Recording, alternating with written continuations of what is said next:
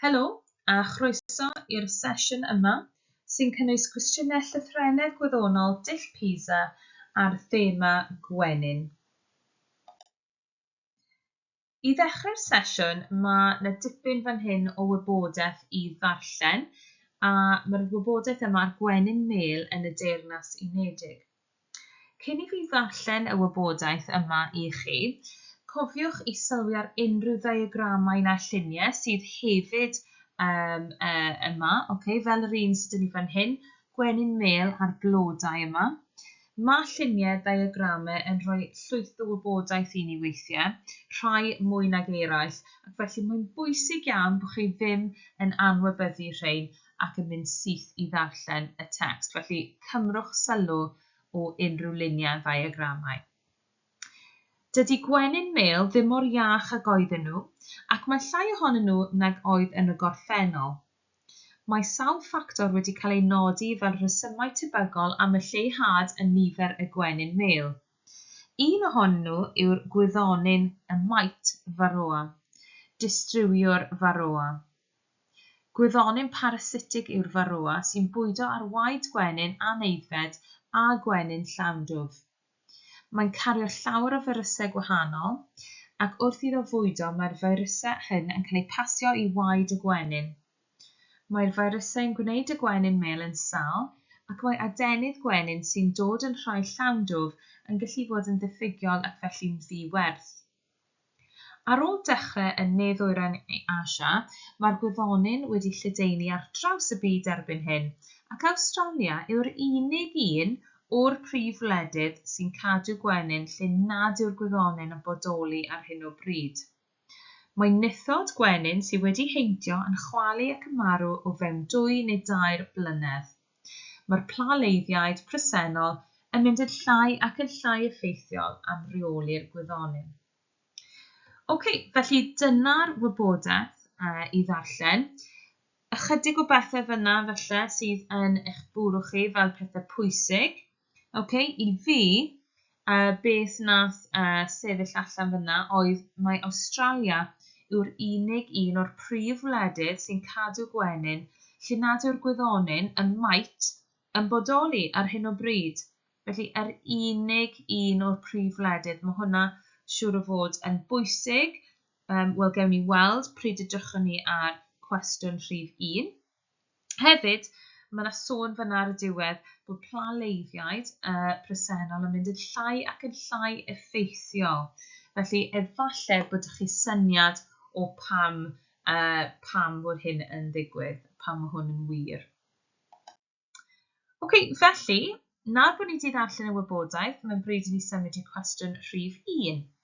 Pam nad yw'r gwyddonyn mait faroa yn bodoli yn Awstralia? Felly mae dyn ni 5 opsiwn fan hyn, A, B, C, D. Wrth i fi ddarllen trwy rein, meddyliwch nôl i'r wybodaeth nes i ddarllen ar y dechrau. Os oes unrhyw un o'r reina, falle gallwch chi ddweud yn syth sydd yn anghywir, a oes yna un falle chi'n meddwl mae hwnna'n gywir. Gewn ni weld na i ddangos yr atebion ar ôl hwn. Felly, opsiwn A. Mae'r bobl sy'n cadw gwenyn yn Awstralia yn cadw eu cychod gwenyn yn lanach na gwledydd eraill.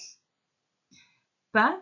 Mae'r plaleiddiaid sy'n cael eu defnyddio yn Awstralia yn fwy effeithiol am ladd y gwyddonyn. C. Oherwydd lleoliad y wlad, mae Awstralia yn bell oddi wrth wledydd eraill sy'n cadw gwenyn. Ch. Dyw'r gwyddonyn faroa ddim yn brathu gwenyn Awstralia. A D. Mae hi'n rhy boeth yn Awstralia i'r gwyddonyn faroa allu goroesi. Nawr, mae pob un o'r 5 yna yn atebion eitha synhwyrol. Felly, beth mae rhaid i chi feddwl am nawr yw beth wnaethon ni ddarllen, beth nes i ddarllen ar y slaid cyn, a pa ffeithiau sydd ar y slaid cyn sydd yn gallu cysylltu i'r rhain. Beth fi ddim eisiau chi wneud yw feddwl, efallai bod y pobl yn Awstralia yn cadw cychod gwenyn yn lanach. falle bod hwnna yn wir, ond dydyn ni ddim yn gwybod. Felly, dydw i ddim eisiau, falle bod yna ateb sy'n gallu swnio'n synhwyrol, bod ni'n mynd am rheina, achos does dim effeithiau, does dim tystiolaeth i fynd gyda, enghraifft, pwynt A fyna. Felly, wnawn ni edrych ar yr atebion. Wel, yr ateb cywir yw C, a mae C yn gywir oherwydd mae'r wybodaeth yn dweud nad yw'r gwyddonydd farwolaeth wedi cyrraedd Awstralia eto. Ac os nad yw wedi cyrraedd Awstralia eto, wel, mae lleoliad y wlad felly yn bwysig. Ac felly dyna pam dyw'r gwyddonydd ddim yn bodoli yn Awstralia. Ffaith nad yw'r gwyddonydd yn gallu teithio'n bell heb help, yn enwedig dros ddŵr yw'r reswm am hynny, gyda Awstralia wrth gwrs yn ynys ar wahân. Gyda gweddill yr atebion fyna, wnawn ni edrych ar reina. Felly A, mae'r bobl sy'n cadw gwenyn yn Awstralia yn cadw eu cychod gwenyn, y beehives, yn lanach na gwledydd eraill. Wel, dydyn ni ddim yn gwybod am hwn, a hefyd dyw'r gwyddonydd heb gyrraedd y wlad eto, sydd yn amlwg yn bwysig. B, yr un peth eto, dyw'r gwyddonydd farwolaeth heb gyrraedd y wlad eto, felly lle mae'n dweud fyna, mae'r plaleiddiad sy'n cael ei ddefnyddio yn Awstralia yn fwy effeithiol, wel, dyn ni ddim yn gwybod oherwydd does dim gwyddonydd yn bodoli yn Awstralia eto. Ch, nid ateb cywir sydd ni fan hyn, sef dyw'r gwyddonydd farwolaeth ddim yn brathu gwenyn Awstralia. Wel, dydyn ni ddim yn gwybod os yw hyn yn wir neu beidio, oherwydd dydyn nhw erioed wedi bod mewn cysylltiad â'r gwenyn Awstralia. Ac yn ola, D hefyd yn anghywir. So mae hi'n rhy boeth yn Awstralia i'r gwyddonydd farwolaeth allu goroesi.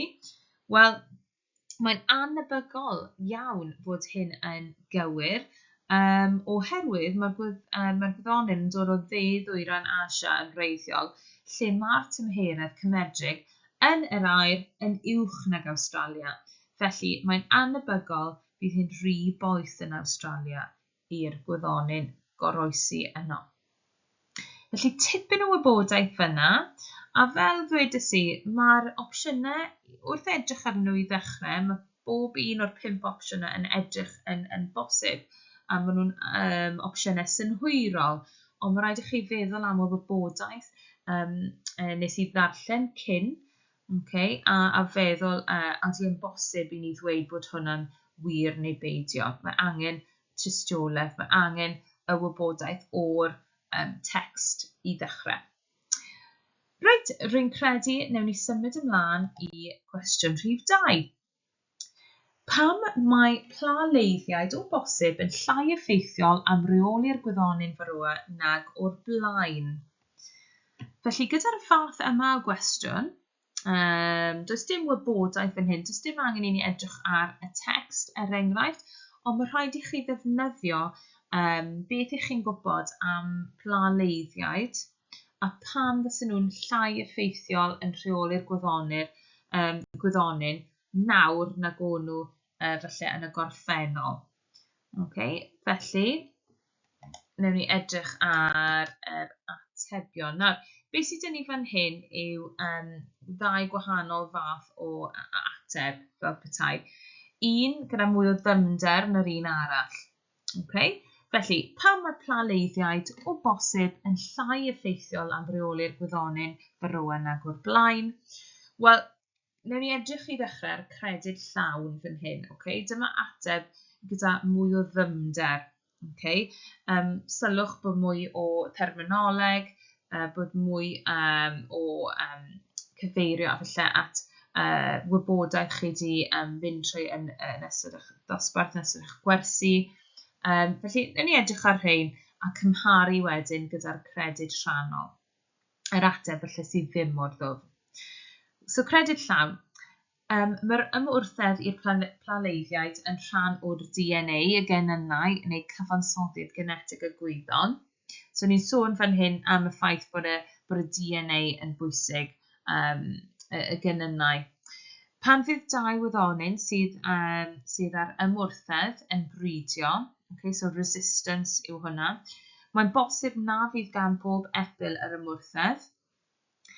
Os yw'r ymwrthedd yn dod o enyn trechol, byddai gan bron pob epil yr ymwrthedd. So, ni'n sôn am y canrannau fan hyn o ymwrthedd.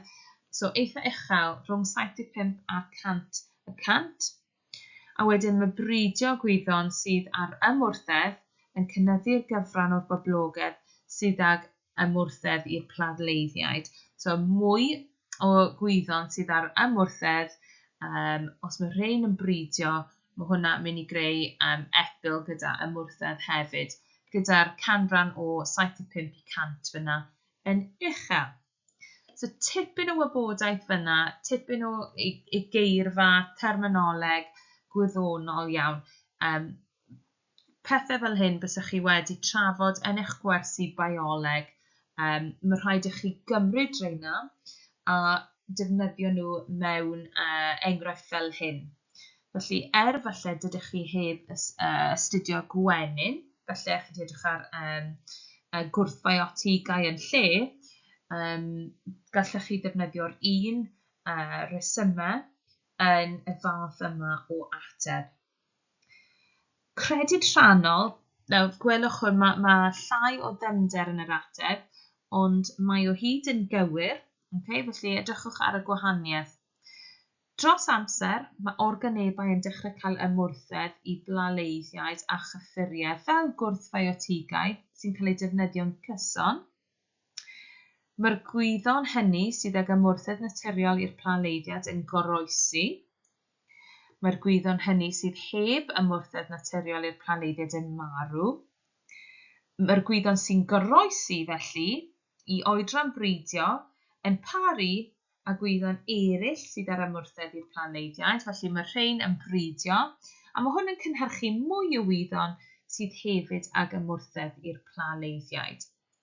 Felly, ateb da sy'n ystyried mwy am yr ymwrthedd fyna ar lefel is, ond ateb cywir, lot o wybodaeth fyna hefyd cywir, ond gallwch chi efallai gweld y gwahaniaeth rhwng y ddyfnder fyna yn y ddau gwahanol enghraifft o ateb.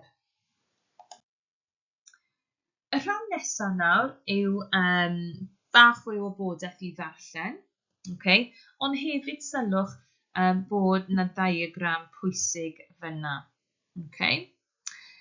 Darllenwch y wybodaeth ganlynol ynghylch plaleiddiaid, felly ni'n symud ymlaen ar ni'n edrych mwy ar plaleiddiaid, pesticides. Mae plaleiddiaid yn enwedig prifleiddiaid yn aml yn cael y bai am leihad yn nifer y gwenyn. Fel arfer, mae'r cyfarwyddiadau ar y pecyn yn dweud eu bod yn beryglus i wenyn. Mae hynny oherwydd bod gwenyn yn debygol o gael ei niweidio os bydd y cymegyn yn cael ei chwistrellu arnyn nhw'n uniongyrchol. Felly, y duedd yw chwistrellu plaleiddiaid ar y planhigion y mae'r pla yn ei bwyta neu'n byw arnynt. Mae gwenyn, pryfed, a gwyddon, yr achnidau, yn arthropodau, ac felly mae'r plaleiddiaid yn cael yr un effaith ar y ddau. Mae'r brawddeg ôl yna yn holl bwysig, achos mae pryfleiddiaid, plaleiddiaid yn cael ei ddefnyddio falle ar gyfer y gwyddon, ond hefyd yn cael effaith ar gwenyn. Wedyn, edrychwch ar y diagram fyna, beth sydd yn yw cadwyn bwyd, gyda'r haul wrth gwrs yn dechrau'r cadwyn gyda'r egni fyna i ddechrau. Wedyn, symud ymlaen i paill coed, tri polen, gwenynnen fel, prif copyn, broga ac aderyn. Sylwch wrth gwrs bod y cadwyn bwyd yn hollti fyna yn gwahanu i ddau cyfeiriad ar ôl y gwenynnen bel. Felly sylwch ar yr aderyn fyna sy'n bwyta gwenynnen fel, ond hefyd y broga. Sicrhewch cyn i chi symud ymlaen i edrych ar y cwestiwn bod chi'n deall yn union beth mae'r diagram yna yn dangos i chi. Ac wrth gwrs, chi'n gyfarwydd â rhain o'ch gwersi yn bioleg. Felly, cwestiwn 3 yn ymwneud â'r diagram yna.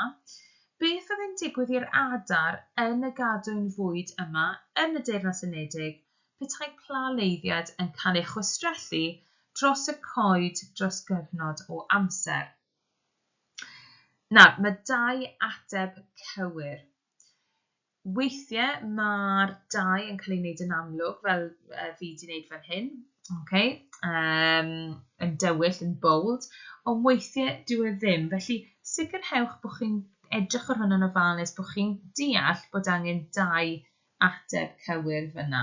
Neu, falle bod chi'n ddim yn gweld hwnna ac yn poeni bod chi'n gallu gweld cwpl o opsiynau cywir a wedyn allwch chi wastraffu amser efallai yn trio penderfynu rhwng 2 neu 3. Os ydych chi'n gwybod bod yna 2 ateb cywir, o'r dechrau, mae hwnna'n mynd i osgoi unrhyw problemau. Felly, beth yw'r opsiynau fan hyn? Reit, beth sy'n mynd i ddigwydd i'r adar yn y gadwyn fwyd petai plaleiddiad yn cael ei chwistrellu dros y coed? A, dim byd. B, byddai'r adar yn trosglwyddo'r plaleiddiad i'r broga. Nawr meddyliwch am cyfeiriad y cadwyn fwyd fan hyn. Pa cyfeiriad ydy'n teithio? A fe'r broga sy'n bwyta'r aderyn neu'r aderyn sy'n bwyta'r broga. So, bwysig bod chi'n sylwi fyna. C, byddai'r plaleiddiad yn croni yn yr adar. Accumulation, croni fyna. Ch, byddai'r adar yn metaboleiddio'r plaleiddiad, yn torri'r plaleiddiad i lawr ac yn cael gwared yn y cyrff. A dy, byddai'r adar yn trosglwyddo'r plaleiddiad i ddefnyddio'r trydyddol wrth i'r defnyddiwr ei bwyta. Felly, pa 2 ateb cywir allwch chi weld fan hyn? Nawr, cofiwch yn y sefyllfa yma gallwch chi edrych ar y diagram cadwyn bwyd.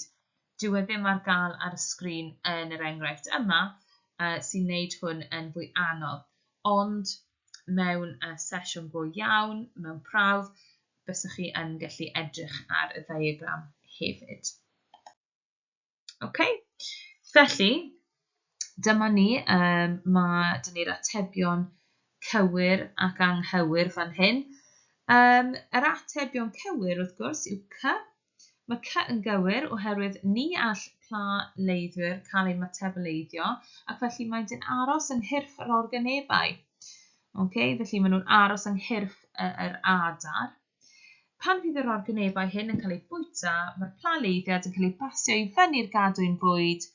Po fwyaf o'r organebau hyn mae'r anifal, yr aderyn, yn bwyta, y mwyaf yw'r crynodiad o blalafwyr. Ac hefyd, mae D yn gywir gan fod plaleiddiad cronedig yn mynd i mewn i ddefnyddwyr trydyddol pan fyddant yn bwyta adar. Felly mae unrhyw beth sy'n bwyta'r adar wrth gwrs yn mynd i gymryd y plaleiddiaid fyna. Mae'n mynd i croni yng nghyrff nhw hefyd. Unrhyw beth sy'n cyn yr aderyn, dyw hwnna ddim yn mynd i effeithio arnyn nhw oherwydd yr aderyn. So cofio, y cwestiwn fan hyn, mae'n gofyn yn specific beth fydd yn digwydd i'r adar yn y gadwyn bwyd. Mae A, mae'n dweud dim byd fyna, yn anghywir oherwydd byddai'r plaleiddiad yn teithio i fyny'r gadwyn bwyd gan fod anifeiliaid yn bwydo ar y coed neu anifeiliaid eraill. B, byddai'r adar yn trosglwyddo'r plaleiddiad i'r broga. Wel, mae hynny yn anghywir. Bod yn ofalus fyna, meddyliwch am pa gyfeiriad mae'r cadwyn bwyd yn teithio. Mae'r aderyn yn bwyta'r broga, nid y ffordd arall. Dyna beth sy'n digwydd yn y Deyrnas Unedig, ond mae na gwledydd eraill, a falle mae yna gadwyn bwyd arall, lle mae broga, neu brogad, yn bwyta adar. Y broga tarw Americanaidd yn enghraifft o hynny. Y bullfrog. Wel, broga sy'n bwyta adar. Waw. A wedyn, yr un nesaf, yr un olaf yna yw ch. Mae ch yn anghywir. Mae'n dweud fyna byddai'r adar yn metaboleiddio'r plaleiddiad. Na, dyw hwnna ddim yn digwydd. Ni all anifeiliaid metaboleiddio torri lawr y plaleiddiad. Mae'n aros yn y corff a mae'n croni wrth i chi bwyta mwy a mwy. Okay. Nesaf den, cwestiwn 4. Dyma'r cwestiwn ola byddai'n mynd trwy gyda chi. A wedyn ei ddangos chi cwbl mwy gallwch chi edrych ar yn amser eich hunan. So, y cwestiwn ola heddi, wrth edrych ar y gadwyn fwyd, beth yw'r esboniad gorau o'r hyn fydde'n digwydd i nifer y pryfed cop? Petai nifer yr adar yn lleihau. A, bydde mwy o bryfed cop gan fod mwy o wenyn mêl. B, bydde mwy o bryfed cop gan fod mwy o baill coed. C, bydde llai o bryfed cop gan fod mwy o frogad. Ch, bydde mwy o bryfed cop gan fod llai o wenyn mêl. Ac yn ola, D, mae'n siŵr na fydde llawer o newid oherwydd fe allan nifer y pryfed cop gynyddu neu leihau. Felly, edrychwch ar y ddiagram, mae hwn yn haws y tro yma gan fod y ddiagram cadwyn bwyd yna ar yr un sleid. Edrychwch yn ofalus i weld beth yn digwydd i'r nifer pryfed cop os mae'r adar yn lleihau. A newn ni edrych ar yr atebion. Okay. Wel, yr ateb gwbl gywir yw D. Okay. Mae'n siŵr na fydde llawer o newid oherwydd falle nifer y pryfed cop gynyddu neu lleihau. Wel, wrth gwrs, y reswm dros hynny yw, os bydde llai o adar, bydde mwy o wenyn mêl gan na fydde'r adar yn bwyta nhw. Bydde mwy o wenyn mêl yn golygu bod mwy o fwyd ar gael i'r pryfed cop, felly bydd nifer y pryfed cop yn cynyddu. Ond os bydde llai o adar i fwyta'r brogad, bydde nifer y brogad yn cynyddu, bydde mwy o frogad yn meddwl mwy o bryfed cop ac felly bydde nifer y pryfed cop yn gallu lleihau. So dyna'r ateb cywir fyna. Mae A a C yn rhannol gywir oherwydd mae un ohonynt yn ddweud un rhan o ateb D a mae'r un arall yn dweud yr ail rhan o ateb D. Felly D yw y ddau A a C wedi rhoi at ei gilydd. Ac wrth gwrs mae B a Ch yn anghywir am y resymau gallwch chi weld fyna. Felly, trwy gweddill y sesiwn yma, pethau chi'n cael mynediad at hwn ar wefan Carlem Cymru, gewch chi weld fod yna mwy o gwestiynau. Mae yna text arall i chi ddarllen, a mae hwn yn mynd ymhellach gyda defnydd plaleiddiaid. Mae'n cael chi feddwl am fod yn Gwyddonydd, cwmni Zap You Bug yw'r enghraifft sydd yn ni fan hyn, a sut mae'r cwmni yna yn delio gyda problemau efallai trwy gwaharddiad y plaleiddiad. A mae rhaid i chi feddwl fel Gwyddonydd pa fath o broblemau efallai bydd yn codi a pam a sut gallen nhw cyfiawnhau beth sy'n digwydd. Na, darllenwch trwy rhain yn amser eich hunan, so dyna ni cwestiwn 5 fyna, a cwestiwn 6, ac wrth gwrs mae'r atebion i gyd fynd gyda rhaina. Siŵr o fod, cwestiwn 5 a 6, mae'r atebion yma yn pethau byddwch chi wedi sôn am yn eich ddosbarth, yn eich gwersi bioleg, a hefyd y pynciau eraill yn Gwyddoniaeth, ond falle ddim wedi ystyried nhw ar y thema Gwenyn. Felly edrychwch ar rhain unwaith eto, pryd gewch chi amser i weld gallwch chi ateb rhaina. Ac yn ola, i gyd sydd angen i fi ddweud yw mae adnoddau rhyngweithiol ar hwb i gael os hoffech chi mynediad at reina, sganiwch y cod QR a hefyd mae yna cyfeiriad fyna i roi yn eich browser os hoffech chi. Diolch yn fawr.